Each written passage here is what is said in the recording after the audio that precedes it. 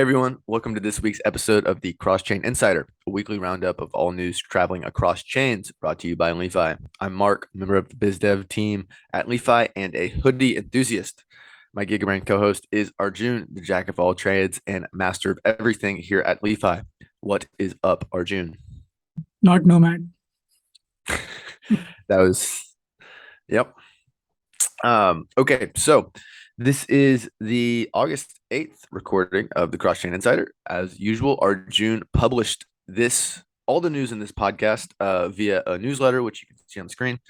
We always come and podcast about the big news later in the day after he publishes it. But if you want this delivered directly to your email address, go to li.fi.substack.com to subscribe. And as usual, Arjun starts off with bridging updates. Arjun, what happened in the last week or so? I have to say this was like a very bad week for crypto in general. Like every morning I woke up and there was something bad. And by morning I mean like 4 a.m. So that's bad in another sense, but okay. So let's start with Nomad Bridge. So Nomad Bridge was hacked on August the 2nd for 190 million. And this became like the fifth largest exploit in the history of DeFi. So out of the top five hacks in DeFi, four are now bridges, and Nomad is now, I think, fourth or fifth on the list. So this exploit occurred because of an implementation error during a routine upgrade. And during this upgrade, the Nomad team marked the zero hash as a valid root, and this allowed hackers to spoof messages on Nomad and drain all the funds. So basically, any message that you put in, it would give out like an error result. So people would go in, put in 0.01 wrapped BTC, and they would get 100 ETH in return. And a lot of people like did this. Thankfully, some of those were white hat hackers, and the Nomad team has been able to recover 32 million of these lost funds from 86 different wallets. So at least there's something good that came out. Was like some funds were recovered, but of course 190 million is a lot, and there was just a lot of damage all across the board to Nomad, to the ecosystem it connects to Connects as well, because it's like a very close partner. Yeah, not such a great start to the week. Do you have anything to add in? Nope. I'll add one thing. It's just that this is another one of those bridge hacks where like the actual bridge wasn't really affected, like the actual design. Of course, the bridge was affected because the funds were drained, but like Nomad uses an optimistic design to validate transactions, and that was not the issue here. It was a smart contract upgrade, but we'll talk about that later on. Yeah, I mean, there's an entire blog post about it already. So yeah, so let's move on to Seabridge. So Seabridge, like I think every time we talk about Seabridge, they've always added support for a new blockchain, and this time that blockchain is Clayton. So users can now bridge USDT, USDC, wrapped ETH, wrapped Bitcoin, and DAI between Ethereum and Clayton via Seabridge. So good to see Seabridge always connecting to all the ecosystems out there. Up next, we have Ren, and Ren has integrated Kava. So Ren now supports direct bridging to and from Kava for every asset that Ren has in its support. So assets like Bitcoin, Ethereum, and USDC can now be bridged between Ren supported blockchains and Kava. Next news is like, so this was kind of big, right? But this didn't really make the headlines because of the sort of week we had. So a white hat hacker, and this guy has been doing this for like a while. I think he he had a major role to play in like another white hat bounty related to a bridge. So he found two critical bugs in the Intel BTC bridge, and thankfully all issues have been fixed and no funds were lost. So he conveyed the same to Immunify. All the issues were fixed, and he received a handsome $200,000 payout for his work. Yeah, I'm gonna be honest. I did not see this last week. I was so caught up with the Nomad stuff. So Yeah, that's this crazy. was, to be fair, this was like before the hack, but yeah, Okay. just the entire week felt so weird that this news was not even posted anywhere. Uh, last we have LI.Fi. LI.Fi channel is now available on EPNS. So users can get mobile notifications for bridging with LI.Fi. So this is a move from us to establish like better communication with our users. So every time that you have a ongoing transaction on transfer2.xyz, which is our B2C interface, you can now start receiving notifications on the status of these transactions. So to get these notifications, you can go to the EPNS website, search for the LI.Fi channel, and click opt-in. It's that simple. Yeah. And this is huge because like sometimes when you bridge, it can take between, 2 minutes Exactly. to, sometimes it's like an hour, depending on the state of the chain, right? Um, and so being able to like do the transaction and then, maybe go hang out on other places on the internet and just get a notification if it goes through or even if it like fails, right? Like you Mhm. can then go back and Yeah. finish it. So I think this is a huge user experience upgrade. Yeah, for sure. Because like most of the time, I'm not on the same screen when I've bridged, right? Like I bridge and then I move on to something else, just wait for it and hope that everything works. So this Yeah, is great because this can just tell you, okay, it didn't work, do it again, or like your funds are there, just yeah, move on. but like I just remember the first like 5 times I bridged, I would just be staring at the screen, just like waiting for it to go. Or like the first time you send a Bitcoin transaction, right? And you're waiting that 10-minute period, and all you're doing is you're checking your wallet, like, oh my gosh, is it gonna come through? Yeah. Is it gonna So come through? so every time, like in the beginning when I was bridging through LI.Fi, so we have all these steps, right? And like I always thought this was very fascinating. So I was just like, look at the clock running down. Yep. But now you don't have to do that. Now you can just Yeah. get a notification right on your desktop, or I think they have a mobile app Yeah. now too. And so anytime a transaction goes through, boom, sends it to you. Super Uh, convenient. super convenient. Okay, so that is the bridging updates for the week, which it was not a quiet week because of Nomad Hack, Mm. but outside of that, it was kind of a slower week from the news I mean, I perspective. think even if any bridge would have like a big announcement or big news, they would have held it back. Yep. Yep. And so, as always, the next section is about multi-chain ecosystem. Let's see if I can choose the correct tab here. Yep. So there was a vulnerability in the Slope Solana wallet that resulted in the mass release of private keys that affected over 8,000 wallets and led to $5 million in tokens being lost. The moral of this story, in my opinion, is first of all, probably use an open source wallet if you can. Open source wallets make it much easier to if there's an exploit going on, you can find out what's happening faster. And then number two, what I learned from this is don't believe everything you read on Twitter. When this hack was initially going down, people thought that every single person's wallet on Solana was being hacked and that Phantom and MetaMask could be affected. In the end, it turned out, $5 million is still a big loss. 8,000 wallets is a large number, but in the grand scheme of things, it's not a huge issue. I mean, so the thing is like, it's a trust issue now. So Solana has to regain the trust of its users. Like, See, okay, I disagree with that because this was just, in my opinion, a third party wallet. Like literally, they I won't get too technical, but they pretty much just yeah, posted the private keys, like the 12-word freaking seed phrase onto their servers where anyone could just go and take it. So to me, Solana has nothing to do with this. I mean, what could I that's agree. like, yeah, But that's something that you and I understand now after like 2, 3 days of investigation. For a regular user who is just told by his friend that, okay, don't put your assets on the exchange, just put it in your wallet. And then he was like woken up to a call by him to remove his assets of the address because 8,000 wallets have been drained. This is not great, right? So he probably won't come back now. you're right. But I just don't. I saw a lot of people putting this on Solana, right? No, I don't that's think wrong. it's That's Solana's wrong. fault, right? That's Right. wrong. I But like think it just like because of how everyone reacted initially, like just remove your assets yep. from any wallet that you have. It was a very weird experience for me as well personally, because I was like, okay, what's happening? Like, how can a blockchain like Solana be attacked? But eventually you realize, okay, it's not on Solana. Like, I would still go back and use Solana, but normal users who don't really care that much, who were just like storing some assets on the wallet, like online wallet, they would probably not return. Yeah.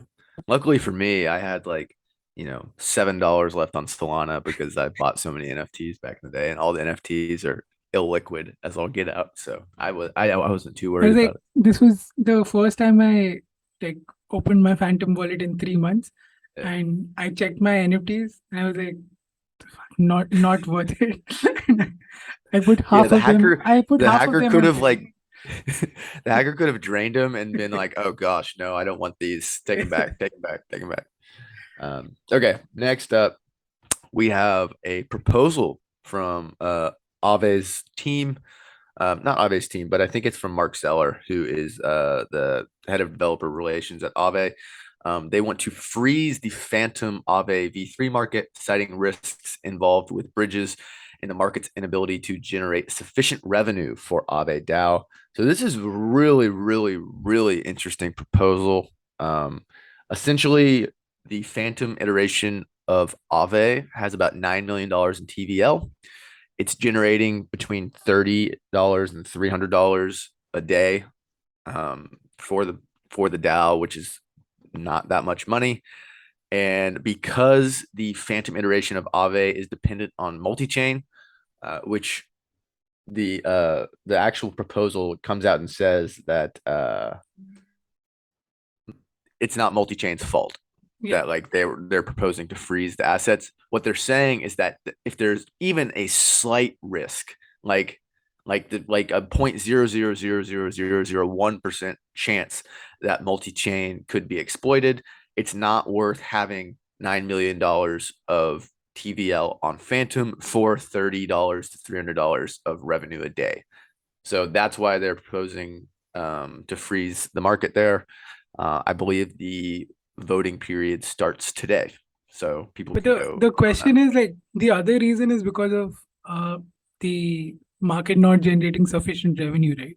So what if this Yep. was like 90 million in TVL and 30K profit a day, or like 3K profit a day? Will it be worth I, it then? I would love to see their like a risk reward metric there, Mm. because the question then becomes, right, if you're saying okay, the risk reward isn't there at $9 million in TVL, but okay, let's say it goes up to $900 million in TVL. The risk then gets way higher because there's a Yeah, lot more money at stake, right? So it's kind of an interesting proposal. Maybe this means that Aave is thinking deployments on a lot of chains is too risky, and we won't see them expanding maybe as it's much. just like uh, again cross chain versus multi chain debate. So Yeah. they might expand to all the rollups and not all the EVM chains or like other chains. Yep. So But yeah, I would be very excited to see the risk reward kind of. this is fascinating. This is probably like the Nomad hack is like the biggest news of the week, but this is the most interesting piece of news. Like Mhm. this could have fascinating ripple effects. All of I didn't mean these, to say ripple in front of you. That's my bad. all of these updates they don't really make it to the big time news. It's not Yeah, but this interesting. should. This is crazy. It's interesting for both of us and whoever is like listening to this right now, but definitely not for the masses. Like the Nomad hack, I started seeing posts on LinkedIn, and that's when you know Oh, it's like it's bad. thank you. Okay, next. Oh, this is big news for me, at least. Magic Eden, the premier NFT marketplace on Solana, announced that it will add and integrate Ethereum NFTs onto the platform. Um, I am, I think we're both like Magic Eden OGs. I think I was trading on there like the second day it launched. I love Magic You're Eden. definitely an OG. I'm not. I was there. I was there. So they're calling it Magic Ethan. This is like massive just because like if you look at Magic Eden's numbers on Solana, it is like so obviously number one. So for them to add Ethereum support, everyone who's been using Magic Eden just because it's the easiest place to buy an NFT in my opinion. We're gonna onboard people to Ethereum. I think it's awesome. What's the state of like other NFT marketplaces on Solana? Because like personally, Magic Eden is the second platform I use. The first one was Solana Art. Solana Art's still going. I don't think Digitalize is going Are they also anymore. expanding to Ethereum?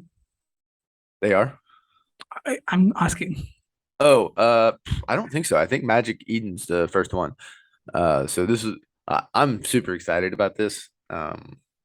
And we'll see like OpenSea when they expanded to Solana, like they're still an Ethereum based, in my opinion, Ethereum and Polygon based NFT marketplace. Mhm. Like I'm kind of thinking it might be the same for Magic Eden, where it's like they already have all of these people are Solana native. I don't know how much demand the average Magic Eden I think user will have for it'll Ethereum. still be bigger than um, Ethereum on OpenSea because Solana users are also somewhere like Ethereum users. So they're both like there's a bigger segment Yep, of like common people. you're right. I I can't wait. I think Magic Eden's team is like awesome. You should Yeah. definitely follow their Twitter account. They're degenerates. So I'm excited about this. Next we have Coinbase Prime, an integrated solution for sophisticated investors and institutions. Now offers ETH staking to institutions in the U.S. Clients can now generate yield by staking ETH using the firm's cold storage vaults. Now that is big news. Arjun, you actually missed the biggest Coinbase news from last week. Okay. Um, but I'll add it here. But BlackRock is teaming up with Coinbase. So the partnership will help clients oversee Bitcoin exposure. Hmm. Now, BlackRock, massive. I'm pretty sure they're the biggest asset manager in the world. They're now partnering up with Coinbase to allow institutions crypto exposure. They're starting with Bitcoin. They said they might expand to other stuff. This is crazy. Like the BlackRock stuff. Oh my gosh. Um, Big numbers. big numbers. And we're recording this on Monday. Both Coinbase and Bitcoin are up on the news. So we'll see. I'll be looking forward to see what they expand to when they go Hmm. to more offerings. I would assume ETH would be next, but what's after that? I don't know. Next, we have Chainlink. It is now live on Metis. Is it Metis or Metis? I think it's Metis. Metas. Yeah. It's Metis. Yeah. It's one of those words I've always read, but I've never had to say it out loud before this podcast. Metis has integrated Chainlink price feeds. This is big news. Chainlink just keeps shipping. Metis keeps shipping. You see Chainlink on almost every chain now. Metis is hot. Chainlink Our is industry standard now. Yeah, it is. And I think that our compadre Fragile Shark would say that Metis is hot right now, and so at least one of the LI.FI team members is a big fan of Metis. Big fan, big fan. Next we have as normal, like when we say people are shipping, Brave always be shipping. Hmm. Brave browser integrated Aurora into its wallet. Aurora is now a preloaded chain for Brave wallet users. Um, Brave is just they're there to make it an easy experience for users, and so Aurora being integrated is just another step towards that. I I think it's haven't pretty cool. used Brave in a while. Really, Yeah. gosh, you're a fake fan. I'm using Brave right now. Yeah. Okay. Yeah, look at that right here. I'm on Brave. Okay, next we Even I have. can say I'm using Brave right now. I can say that. You can't confirm it. That's a good point. That's a good point. Okay, so Arjun, what is popping on Twitter? Yeah, so it's like the Nomad story, but something that's not really covered in the Nomad story. So everyone is talking about the 190 million that was drained from Nomad. But I've basically written that whenever there's a bridge hack, it's much worse than just the hack because of the contagion effects that exist. This is because just because of the nature of how bridges operate in general, like they connect different ecosystems. And so let's say, for example, Evmos has Nomad as its go-to bridge, right? So Nomad is basically responsible for minting all the assets that are not natively available on Evmos. So if you have USDC that's bridged from Ethereum to Evmos, it'll be Nomad's representation of USDC and not the actual asset. So this helps in bootstrapping liquidity, but this also creates a counterparty risk. And whenever there's like a bridge hack, this counterparty risk gets exposed. And this is exactly what happened in Nomad's case. So this basically happens because the original asset on the source chain gets drained, right? So there's nothing backing the representation of the asset on the destination chain. And as a result, people panic that assets are valued less now, so they start bridging away from all of these chains. And in Nomad's case, it was connecting to Moonbeam, Milkomeda, and Evmos, and these chains like saw massive amounts of funds being bridged away. Like on the day of the hack, basically like almost all of them were down 15 to 40% in TVL, and since then the damage has worsened to like 50% and 76.7% in the case of Evmos. I think Moonbeam was like really hard hit in terms of the like absolute amount. So there was like 125.5 million in TVL that was bridged away in like 5 days. Can you imagine? Like in 5 days, 62.5%, which accounted for 125.5 million in assets were bridged away from the chain. So it's like the bridge hack was bad, but these chains, because of the counterparty risk, they had to suffer like massive, massive TVL being bridged away from their chain. And in a way, they have to start again now, right? From scratch, basically, just like the Nomad team would have to. But yeah, I think when we talk about bridge security, contagion effects and counterparty risks are not something that are always talked about. But the trend these days for chains is to have all these go-to bridge providers, and that just creates like massive reliance on one another.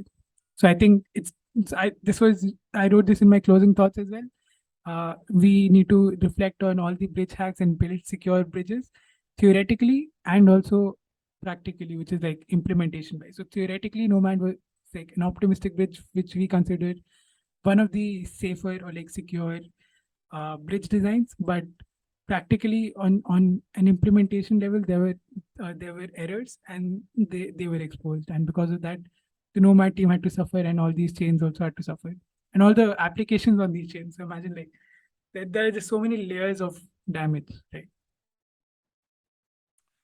Yep. And I just wanted to shout out the Nomad team. Like, we're thinking of y'all. We're not like, don't take this as us bashing you guys. Like, we think y'all have built an awesome bridge, like the optimistic design that y'all have kind of pioneered. We're big fans of, and we're thinking of y'all's team during this time. I mean, Uh, if you think we're bashing on it, just check out our Friday blog, which was yeah, we're not. exactly the opposite. So like those were our first thoughts, but this is also important to like you have to cover the other side of the story, which is true. Yep, for sure. The contagion is certainly something that needs to be discussed, which I haven't really seen anything on Twitter. So you should, I'll definitely retweet your thread once it gets posted. I've already Uh, tweeted.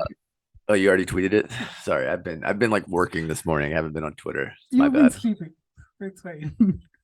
That's a good point too. Where our time zones are a little off. Next, we have interesting reads. Arjun, kick us off. Yeah, so we mentioned this earlier as well. We wrote a blog post about the future of bridging and how it might still be optimistic, even though there was a hack this week. But importantly, the hack had nothing to do with the design. It was an implementation error. So this blog basically talks about some of the design advantages of optimistic bridges, and then it covers like 5 different bridges that are using this design currently. And I've put Rainbow Bridge at the top because it's the only bridge right now which has uh, managed to avoid an attack successfully. So definitely leading from the front, and I think it's an interesting read for anyone interested in optimistic design, anyone interested in bridges actually. The next one, there's an article on crypto bridges. This one basically talks about the dilemma of on-chain middlemen, and this one has like really this article actually has hot takes, right? So if you go to the quick takeaways section, like there are some things that stand out for me. So one of it was the future might just be Vitalik's vision of a multi-chain future instead of a cross-chain one will most likely be right. And then he said institutional investors will most likely favor trusted rather than trustless crypto bridges. And I think that's a very interesting point. Uh, do you have any thoughts on that? Um, I thought the Vitalik stuff was really good in this thread. Mhm. Um, I don't really have anything to add. I think you need to read the thread. Yeah, but the one point like that stood out for me was institutional investors will most likely favor trusted rather than trustless crypto bridges because of the dilemma of on-chain middlemen. And I think that's a very interesting thought experiment because even though we're like building a decentralized future and but like right now the tech isn't there, so institutions don't trust the tech, but they trust the people. I think that's short term. Yeah. I think long term we'll see decentralized solutions win out. I mean, but for now, if we're being honest, like what is the most efficient bridge, right? Mhm. It's a centralized exchange, Yeah, probably. right? I mean, if you're if you're an institution who wants to move hundreds Mhm. and hundreds of millions of dollars, you're going to be doing that through a sex rather than a bridge, in Yeah. my opinion. I could be wrong, but anyways, Yeah. you got So one more. the last one is a complete guide to rollups, and this is just like a huge write up on rollups. So the tweet said, Vitalik gave us an incomplete guide to rollups.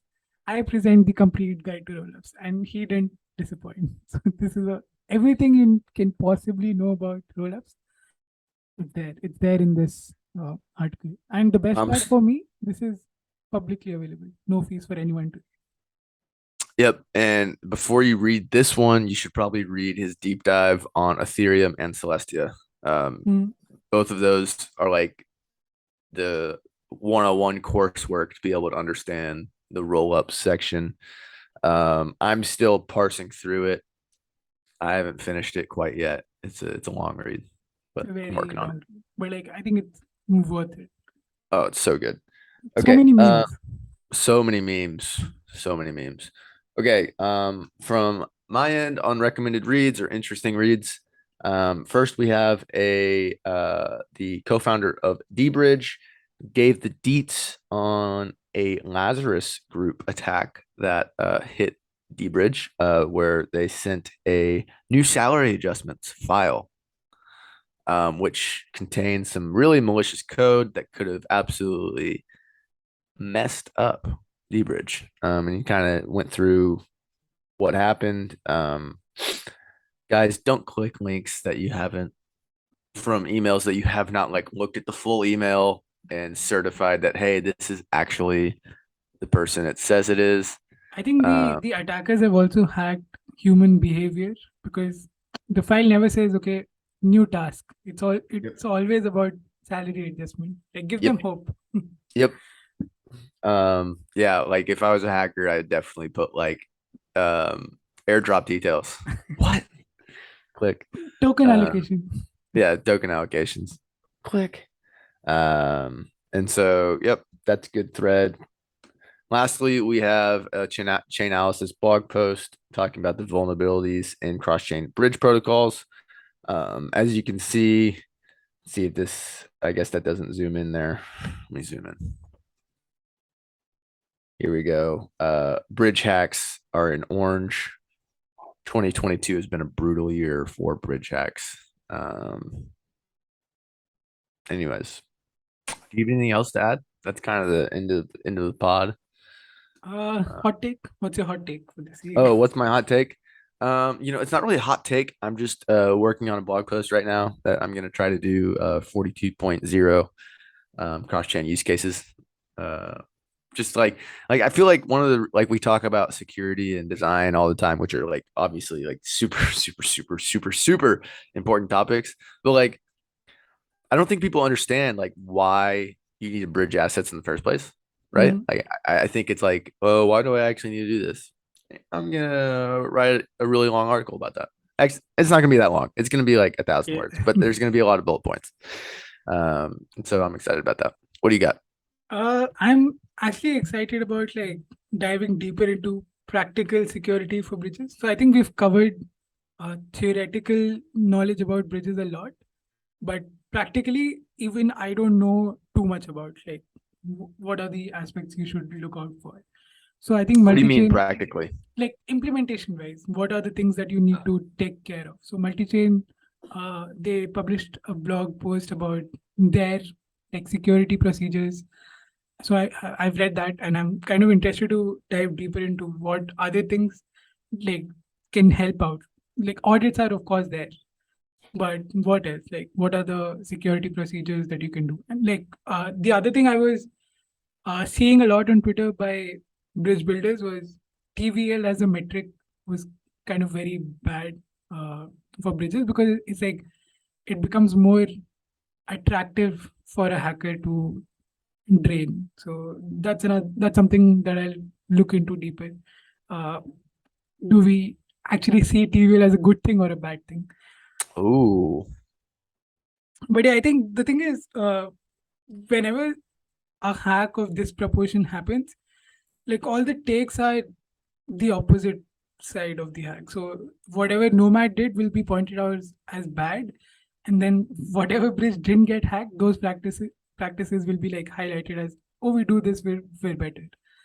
But we like every day something or the other changes, and I can think of at least two tweet threads. I think there were like at least 10, not Yeah. even tweet threads, like even tweets you could see the tone or just like, oh, this was bad, you should have never done it. Oh, this was so bad. You should Yeah, use but my then if you bridge. if you go down and see like audit reports or like vulnerabilities that were pointed out, you'll see those breaches as well there. And Yeah. you'll be Like like, I just that's because you were not hacked. You're talking so much right now. But then yeah, so it's like I think 1 week should be like left out for uh, anyone to say anything, and then once people start recovering, then you start pointing fingers. yeah, I'm with you on that. Okay. I think that's all we have. Yeah. You have anything else to add? Uh, I don't think so. No? All right. Well, that is the latest episode of the CrossChain Insider. For more info, be sure to subscribe to the CrossChain Insider, the newsletter that Arjun writes. You can also check out LI.FI, Li.Fi. We're building the ultimate cross-chain money Lego. You can you can check us out on Twitter at LI.FI Protocol, or you can join our Discord. And with that, we're out. Thanks for listening.